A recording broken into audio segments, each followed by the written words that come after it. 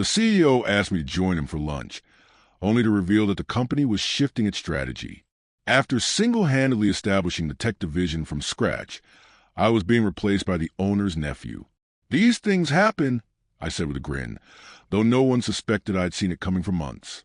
"My name's Derek. I'm 42, and for over a decade, I've been the cornerstone of River Manufacturing's IT systems. You wouldn't guess it from the company website or quarterly updates, though.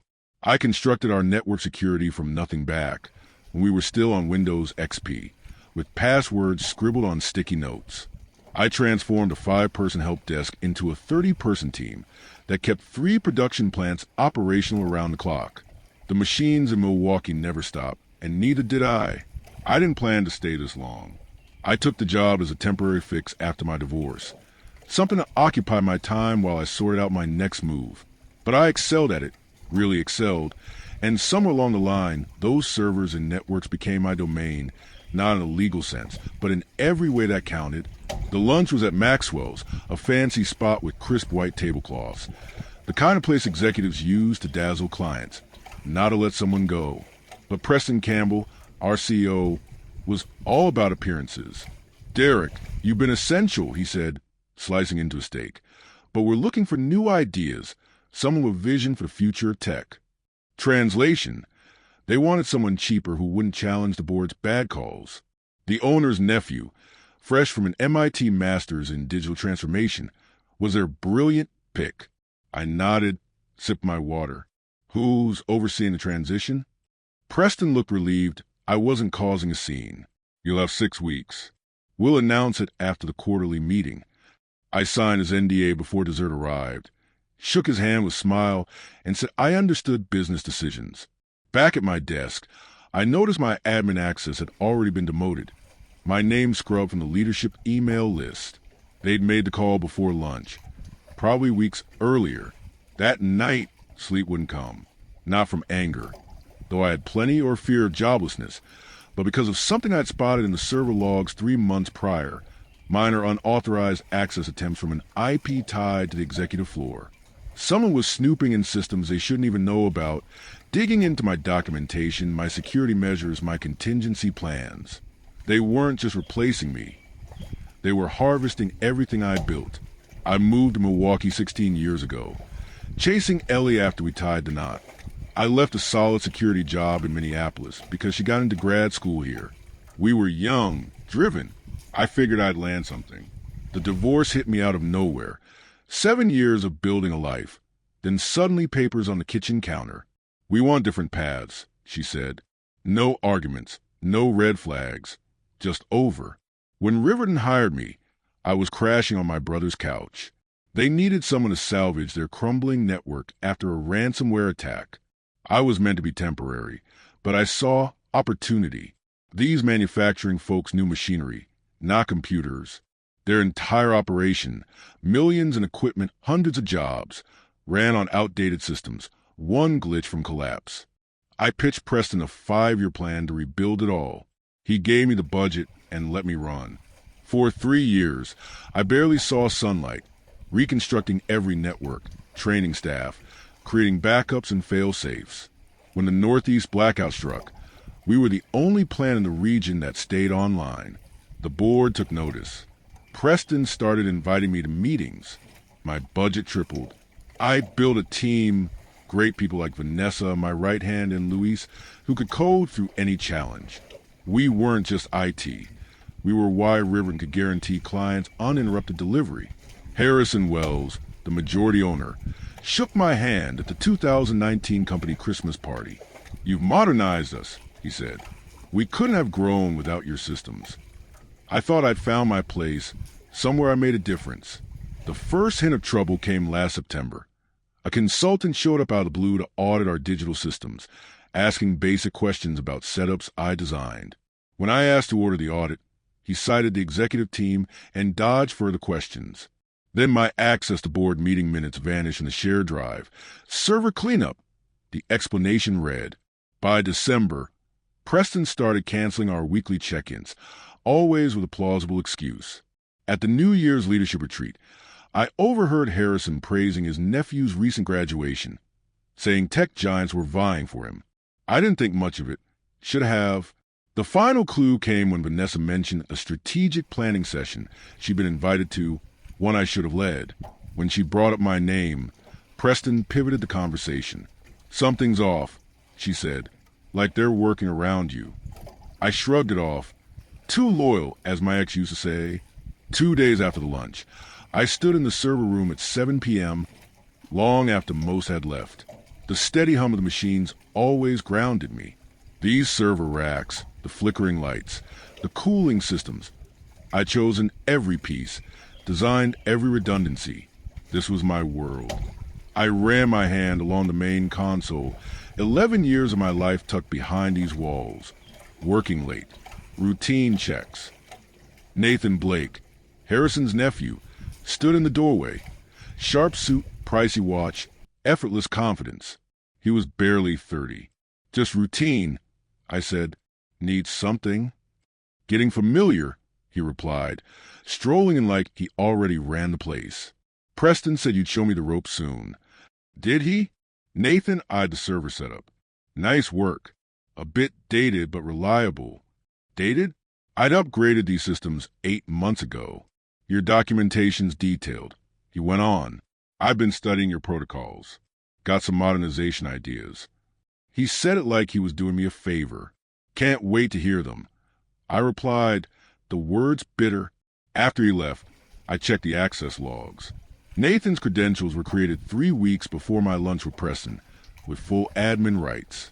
He'd already scoured my entire documentation library. I texted Luis, "Coffee tomorrow, Joe, 6:30. That night, I drove to the lakefront, park where Ellie and I used to watch sunsets.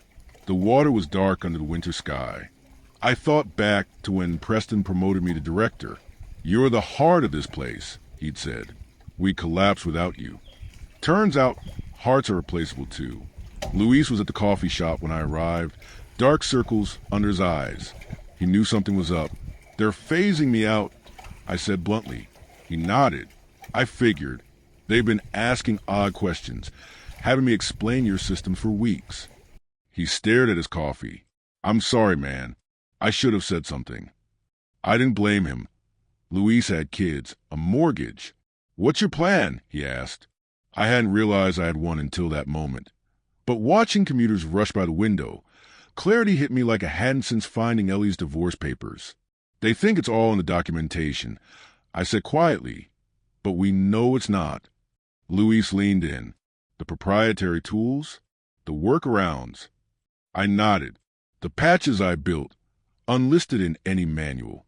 The custom monitoring system, the client interface no one else fully gets." "I'm not sabotaging anything," I said, "but I'm not giving away what's mine either." Luis studied me, then nodded. He got it. "I need copies of everything I developed personally," I said, "and I need to know who's still loyal." The official announcement came at the next all-hands meeting. Preston stood at the podium, talking about exciting changes and new perspectives. Nathan stood beside him, smiling on cue. "Derek's been pivotal in building our IT foundation," Preston said, avoiding my gaze, "and we're thankful for his work as he guides us to Nathan's leadership over the next 6 weeks." Murmurs spread through the room. Most of the IT team looked stunned. Vanessa's eyes met mine across the crowd, a silent question. I gave a subtle nod. After the meeting, I requested a meeting with Preston and HR, pointing out that several systems Nathan would inherit were built by me, off hours, using my own framework. The employment contract is clear. Diane from HR said, "Sliding a document over. Anything developed during your tenure belongs to the company." "Not everything," I countered. "The system sync interface was created before I joined Riverton. I licensed it to the company, but kept ownership. It's in the original agreement." Preston shifted uncomfortably. "That was a decade ago, Derek. The company's changed. So has System Sync." I said, "Every update, every integration, built on my original code." I leaned forward. "I'm not trying to cause trouble. I just want fair compensation for my intellectual property." Preston and Diane exchanged looks. "We'll review it," Preston said. I knew they were stalling. The next morning, my access to the development servers was restricted. An automated security protocol. During transitions, the email claimed. Nathan called a team meeting without inviting me. When I showed up anyway, he looked irritated but masked it. "Derek, good to see you," he said. "I was just discussing network architecture changes." "Interesting," I said. "Which architecture?" "The main production systems," he replied confidently. "We're simplifying the protocols. Those protocols prevent failures under heavy load." I said evenly. "They're tailored for our equipment." Nathan's smile tightened. "Modern systems don't need such intricate solutions." "They're not solutions," Vanessa cut in. "They're essential adaptations for our hardware. Derek designed them after the 2018 outage." The room went quiet. Nathan's confidence faltered briefly. "I appreciate the context," he said, "but we're moving ahead with simplification." He turned to the whiteboard, dismissing me. Later, I got an email from legal. The company claimed full ownership of all systems, including System Sync, citing a clause about integrated technologies. They offered a $5,000 technology acquisition bonus. The real betrayal came the next day. Nathan was holding one-on-one job evaluations with my team, not transition talks. He was deciding who to keep. Luis texted me after his. He asked if your systems were necessary or just over-engineered, fishing for dirt. That night, I found an email from a supplier on my personal account, confused about a new licensing agreement Riverton sent, one I hadn't seen. I reviewed it. Preston had signed a deal transferring my custom supplier integrations to a third-party vendor, a startup run by Nathan's former classmate. They weren't just pushing me out. They were dismantling and selling off my work. When I tried to access the backup servers to retrieve my original code, my credentials were fully revoked. Game on. I needed leverage. Fast. Riverton hadn't just been careless. They'd been strategic. Nathan had been brought in months earlier, studying my systems, preparing to replace me while extracting my knowledge. That night, I contacted Darren Phillips, a network security expert I'd worked with years ago. We met at a dive diner off the highway, a place Preston would never step foot in. "Legally, you're in a tough spot," Darren said after I laid out. "But something's off." "Why now?" "The company's thriving." "That's what I can't crack," I admitted. "Let me poke around," he offered. Just intel, nothing invasive. 2 days later, Darren called at 11 p.m. "You need to see this." He'd found SEC filings showing Riverton was prepping for an acquisition by TechCore Industries, a Boston manufacturing conglomerate. The deal hinged on Riverton improving modernized tech infrastructure and leadership transitions. "They're cleaning house to boost the sale," Darren explained. "Your systems are a key selling point. The valuation highlights your proprietary manufacturing interface." "My interface," System Sync. "There's more," Darren said. "Harrison Wells cashed out most of his shares last quarter. The acquisition mostly benefits Preston and the execs, golden parachutes, cushy roles at TechCore. What hit hardest wasn't the acquisition. It was emails showing Preston and Harrison had planned to replace me 6 months earlier, while I was working nights to fix a major security breach. They were already interviewing Nathan. I drove to the old industrial park where I'd first sketched System Sync's architecture, back when it was just a concept. I sat in my car until dawn, watching the sky lighten over empty warehouses. At home, I dug out an old external hard drive from my closet, plugged it in and found what I needed. The original System Sync code, pre-Riverton, with documentation proving I'd started 8 months before joining the company. I also found emails from Preston requesting I integrate System Sync with Riverton systems, acknowledging it was my proprietary tool, promising we'd formalize ownership later. I trusted him. My mistake. The next day, Nathan, Preston, and Diane from HR called me in. "We're speeding up the transition," Preston said. "Your last day is next Friday. 2 weeks instead of 6. Any reason?" I asked. "Nathan's shown exceptional ability," Diane said smoothly. "And, frankly, Derek, your attitude hasn't helped the handover." I nodded. "I see. And System Sync's ownership?" "Reviewed the original agreements." Preston's face hardened. Legal says all integrated systems are company property. The severance is generous. Derek, take it. I'll have my lawyer look it over, I said. Don't complicate this, Preston warned. It won't change the outcome. That night, Luis met me in a grocery store parking lot, handing me a flash drive. Everything you wanted, he said quietly. Original code, deployment logs, authentication keys. Why help me? I asked. He met my gaze. Because they think we're all expendable. I spent the weekend documenting everything. The original system sync code, Preston's emails, the licensing agreements, the dates proving I built the core tech before Riverton. Monday morning, I arrived early. Vanessa was at her desk, exhausted. Heard about the rush timeline? She asked. I nodded. How's the team? Not good. Nathan held emergency sessions all weekend. Tried to decode your monitoring system. It didn't go well. 3 alerts from production floor missed. Anyone hurt? No, but they shut down line 3 for 4 hours. Cost $40,000 in lost production. I kept my face neutral. That's unfortunate. Derek, she hesitated. I think I'm next. Nathan's questioning if my role's needed. I'd suspected as much. Vanessa knew too much. Do you trust me? I asked quietly. Completely, she said without pause. I slid her a sealed envelope. If anything odd happens this week, open this. It explains everything. That afternoon, I met 3 patent attorneys, paying rush fees to file provisional patents on key system sync components. Not the whole system, just the critical pieces tied to manufacturing equipment. On Tuesday, I completed Nathan's transition documentation, attended his meeting, answered questions politely. The model employee. Meanwhile, Darren helped me set up an off-site secure server. By midnight, I transferred all my original code there, creating a standalone system sync version independent of Riverton's infrastructure. Wednesday morning, I found an email from TechCore Industries in my personal account, inviting me to discuss mutual business interests at their regional office. They'd heard I was leaving Riverton and wanted my expertise. Someone was covering their bases.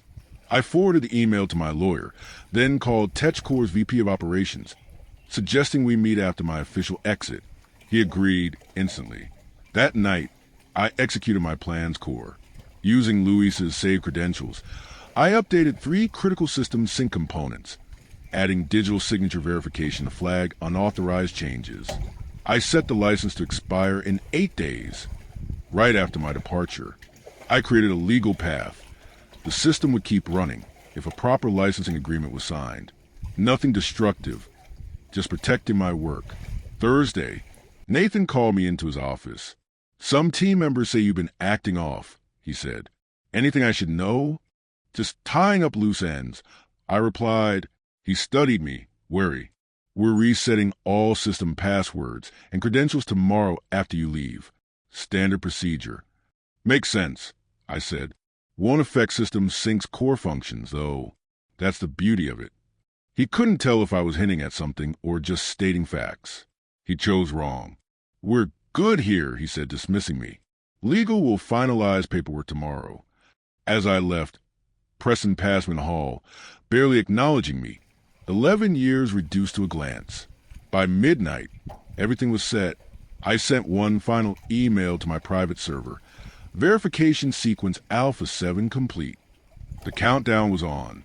Friday morning, I turned in my badge, signed the exit papers, and skipped Nathan's celebration lunch, to Preston's relief. As I walked to my car, Luis called. It's done. Nathan changed all admin passwords. They're reviewing the system this afternoon. Thanks, I said, voice steady. What now? He asked. Now we wait. I spent the weekend at home, ignoring unknown calls, sleeping better than I had in months. Monday at 9:17 a.m., as the production floor hit peak, every system sync instance across Riverton's 3 plants displayed. License expired. Contact developer to renew. By 9:20, the first production line stopped. By 9:45, all 3 facilities were down. At 10:30, Preston called, voice tight. What did you do? Nothing, I said calmly. The license expired. As System Sync's developer and owner, I'm open to discussing renewal terms. This is sabotage, he snapped. It's standard license management. I corrected, checked the original agreement, Clause 7. Riverton licensed the tech, didn't buy it. Silence. I've sent a licensing agreement to legal. I said, it's straightforward. Acknowledge my ownership, fair payment for continued use, and an NDA about my exit. That's extortion. That's business. I replied. These things happen. By 3 p.m., their lawyers reviewed my documentation. By 5 p.m., the agreement was signed. 3 days later, I met TechCore's VP of Operations in their downtown office. He slid a contract over. We're still buying Riverton, but we want you to lead the technical integration as a consultant, not an employee. The pay was double Riverton's, with full control over my hours and location. What about Nathan? I asked. The VP's face soured. Mr. Blake will pursue other opportunities. I signed that afternoon. 2 weeks later, Louise told me Nathan was quietly let go. The official line was he'd sought other prospects. The real reason was 3 major clients threatening to walk after system failures. Preston stayed CEO through the acquisition, but got a ceremonial role at TechCore. No real authority, just a title and an out-of-the-way office. I didn't feel the triumph I expected. Just a quiet certainty I'd done what was needed. The next month, I used my first consulting check to put a down payment on a modest lakefront cabin, a simple place with a deck to watch the sunrise and sunset. Vanessa joined my consulting team 3 months later, then Luis, and eventually half my old department. We weren't employees, but partners in a growing venture. A year later, I ran into Preston at a downtown restaurant. He started to turn away, then approached my table. You came out on top, he said simply. I looked at him. The tired eyes, the worn suit. He'd aged. It wasn't about winning, I said, meaning it. It was about knowing my worth. He nodded once and left. I sat there, watching the city lights flicker on across the river, thinking about systems, the ones we create, the ones we dismantle, and the ones that endure beyond us all.